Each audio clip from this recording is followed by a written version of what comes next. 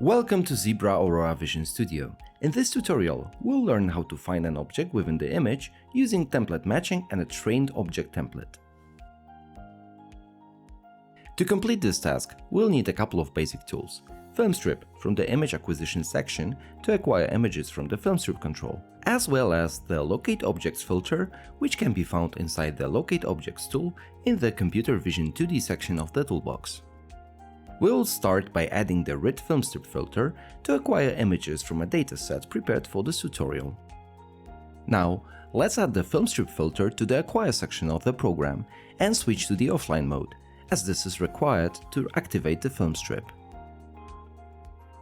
We can now drag and drop the image output into the preview window and iterate our program once to preview the first image.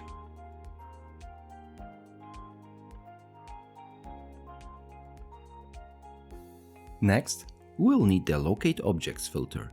Let's stop the program, navigate to the Computer Vision 2D section of the toolbox, and choose the LocateObjects tool. There are several filters with different variants inside the tool. All of them are used to locate objects. For our example program, the best suited is the single variant of LocateObjects NCC.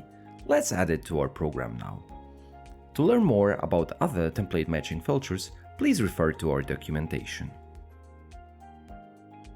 We need to provide an image to the in-image input of the LocateObjects filter and trade the template matching model. To do this, let's go to the in-gray model property in the filter properties.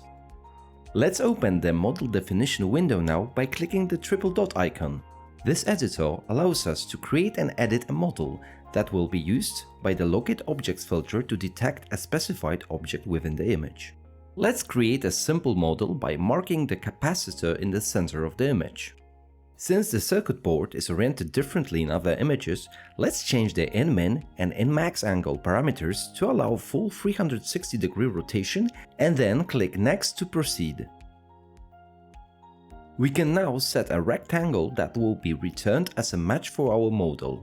Let's leave the default one and click OK.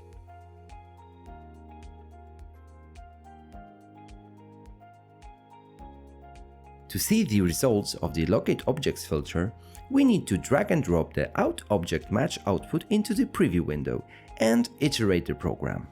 We should also check the object score, which is an indicator of how strictly the found object matches the template. Let's add a new preview window and drag and drop the object score into it.